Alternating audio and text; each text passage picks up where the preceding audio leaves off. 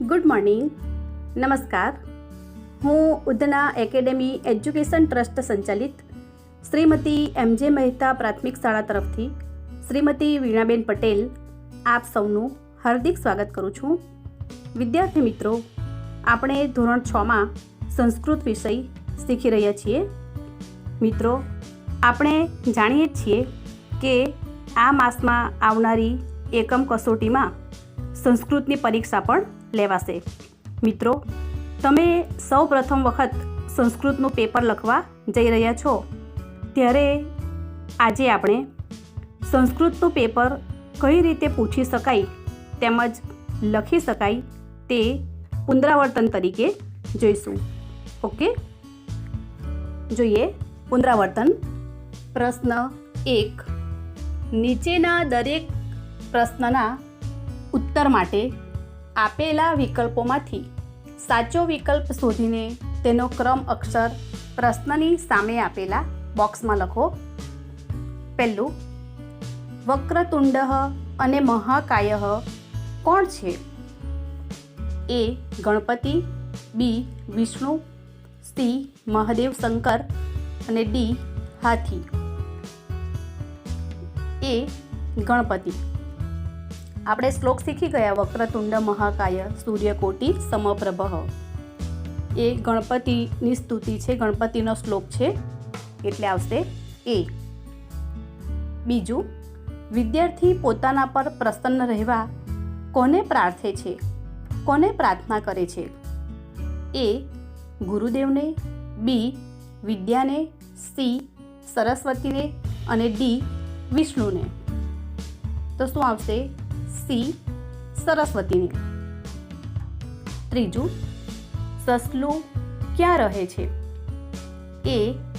પાંજરામાં, બી. જંગલમાં, સી. ઘરમાં, ડી. પ્રાણી સંગ્રહાલયમાં. બી. જંગલમાં. ચોથું, વૃક્ષાત કિમ પતતી? વૃક્ષ પરથી શું પડે છે? પતતી એટલે પડે છે. એ.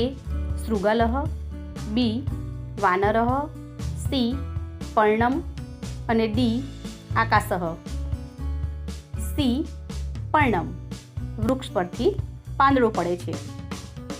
પાંચમું, સંસ્કૃત ભાષા કઈ લિપિમાં લખાય છે? એ. નાગરિક, બી. નાગરી કે દેવનાગરી, સી. હિન્દી, ડી. ભારતીય. બી. નાગરી કે દેવનાગરી. આગળ જોઈએ. છઠ્ઠું, સંખ્યાવાચક શબ્દ ષટનો અર્થ ખાલી જગ્યા થાય છે. એ. 6, બી. ચૂપ, સી. શાંતિ, ડી. 7. એ. 6. ષટ એટલે 6. સાતમું, હાથી કોનાથી ડરે છે? એ. વાઘથી, બી. સિંહથી, સી. મહાવતથી, ડી. મહાવતના અંકુશથી. ડી. મહાવતના અંકુશથી. આઠમું, હસ્તિનઃ શુંડા કીદૃશી? હાથીની સૂંઢ કેવી છે? એ. સ્તંભ સમાના, બી. શૂર્પાકારઃ, સી. કદલી સદૃશી, ડી. પર્વત સદૃશી. સી. કદલી સદૃશી, કેળ જેવી. નવમું, વાસરઃ એટલે શું? એ. વાસણ, બી. Diary, C. વાર અને ડી. વસન. સી. વાર. વાસરઃ એટલે વાર. 10મું, અદ્ય શનિવાસરઃ આજે શનિવાર છે. સ્વઃ કઃ વાસરઃ આવતીકાલે કયો વાર છે? એ. શુક્રવાસરઃ, બી. ગુરુવાસરઃ, સી. રવિવાસરઃ, ડી. સોમવાસરઃ. આજે શનિવાર છે તો આવતીકાલે શું આવશે? સી. રવિવાસરઃ. પ્રશ્ન 2. એ. નીચેના ગદ્યખંડનું ગુજરાતીમાં ભાષાંતર કરો. ગદ્યખંડ એટલે પાઠનું ભાષાંતર.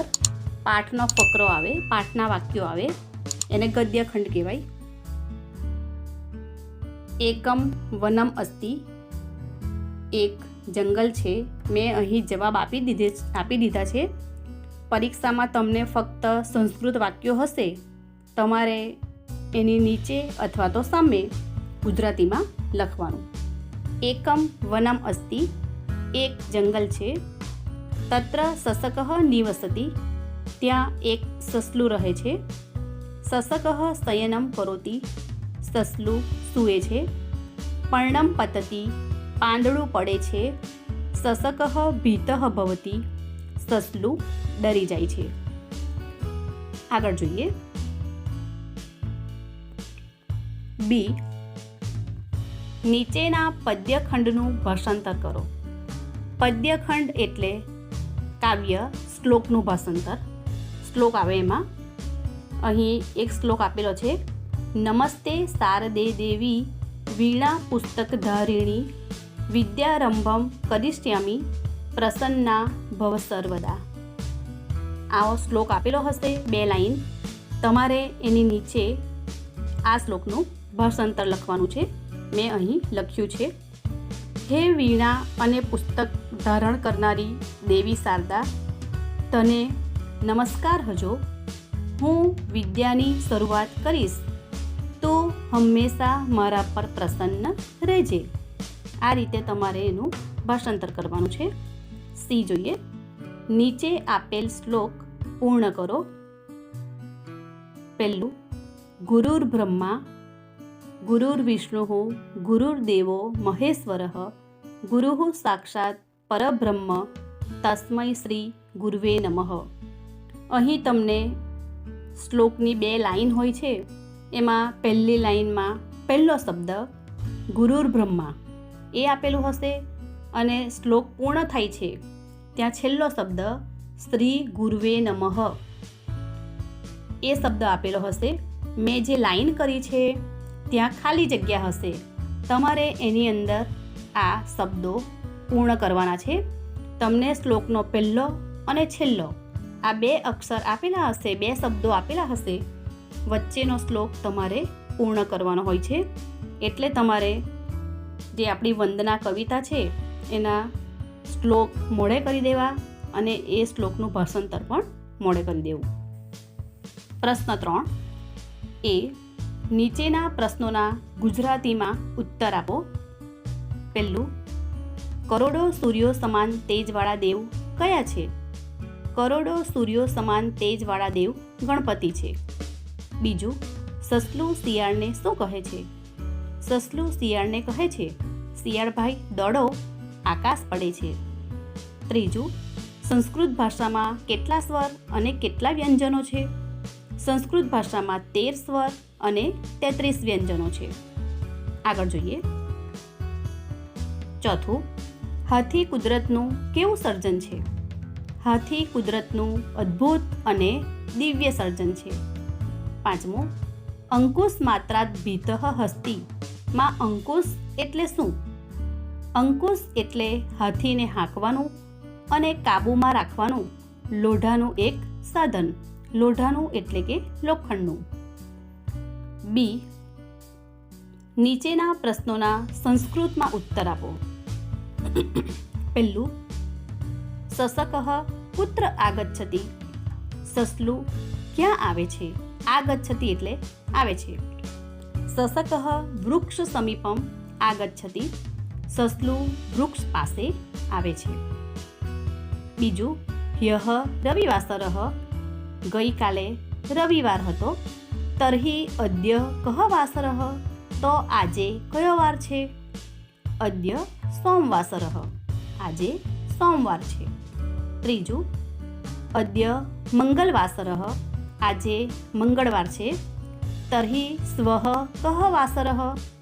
તો આવતીકાલે કયો વાર છે? સ્વઃ બુધવાસરઃ? આવતીકાલે બુધવાર છે. વિદ્યાર્થી મિત્રો, પરીક્ષામાં તમને ગુજરાતીમાં તેમજ સંસ્કૃતમાં બંનેમાં પ્રશ્નોના જવાબ પૂછાઈ શકે. પ્રશ્ન 3 એ નીચે આપેલા સંસ્કૃત શબ્દોના સાચા અર્થ લખો.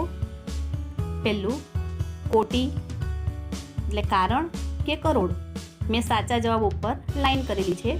કોટી એટલે કરોડ. બીજું વૃષભ એટલે બળદ. ત્રીજું વદતી એટલે બોલે છે. ચોથું ત્રીણી એટલે 3. પાંચમું ઉદરમ એટલે પેટ. છઠ્ઠું સુંડા એટલે સૂંઢ. આગળ જઈએ. બી નીચેના ગુજરાતી શબ્દોના સંસ્કૃત શબ્દો લખો. પહેલું બળદગાડું એટલે શકટમ. બીજું લમણું એટલે ગાત્રમ. ત્રીજું સરસવ એટલે સરસપ. અને ચોથું આજે એટલે અદ્ય. સી નીચેના અંકોને સંસ્કૃત શબ્દોમાં લખો. અહીં અંકમાં આપેલું છે, તમારે સામે શબ્દમાં લખવાનું છે. 12 એટલે દ્વાદશ. 9 9. 8 એટલે અષ્ટ. 6 એટલે ષટ. ડી જુઓ. નીચે આપેલી પંક્તિઓનું અનુલેખન કરો. અહીં પંક્તિ આવી શકે અથવા તો કોઈ પાઠના વાક્યો પણ આવી શકે. અનુલેખન કરો એટલે સારા અક્ષરે ફરીથી લખવું. એનું એ જ વાક્ય સારા અક્ષરે ફરીથી લખવું. પહેલું સર્વે ભવંતુ સુખિનઃ. તમને વાક્ય આપેલું હશે, નીચે તમારે એ જ વાક્યને જોઈને સારા અક્ષરે ફરીથી લખવાનું છે. બીજું પ્રસન્ના ભવ સર્વદા. એ પણ તમારે સારા અક્ષરે જોઈને લખવાનું. ઈ જુઓ. તમને ગમતા પ્રાણી વિશે 5 વાક્યો લખો. તમને કોઈ પણ પ્રશ્ન પૂછાઈ શકે કે તમને ગમતો પ્રાણી વિશે, પંખી વિશે કંઈ પણ પૂછાય, તમારે તમારા વિચારો લખવાના. એના વિશે તમને જે પણ ખબર હોય એ તમારે લખવાનું. અહીં મેં હાથી વિશે લખ્યું છે. આપણા પાઠમાં હસતી હસતી પાઠ આવે છે એટલે એને અનુરૂપ આમે મૂકેલું છે. અહીં કંઈ પણ આવી શકે. તો હાથી કુદરતનું અદ્ભુત અને દિવ્ય સર્જન છે. તેને લાંબી સૂંઢ હોય છે. તેના પગ થાંભલા જેવા હોય છે. તેના કાન સુપડા જેવા અને દાંત સફેદ અને લાંબા હોય છે. તેનું શરીર ઊંચું અને વિશાળ હોય છે. હાથી ચાલતી વખતે તેનું નાનકડું પૂંછડું હલાવતો રહે છે. હાથી ઉપર સવારી કરનાર માણસ મહાવત તરીકે ઓળખાય છે. અત્યંત બળવાન હાથી કેવળ અંકુશથી ડરે છે. વિદ્યાર્થી મિત્રો, આ રીતનું પેપર આવી શકે. આની અંદર ખરા ખોટા, ખાલી જગ્યા અને જોડકા એ પણ આવી શકે. તો આપણે સ્વાધ્યાય પોથીમાં છે જ, આપણે બધાએ લખ્યું છે. તો એ પણ તમારે વાંચી લેવું અને તૈયારી વ્યવસ્થિત રીતે કરવી. Okay, thank you.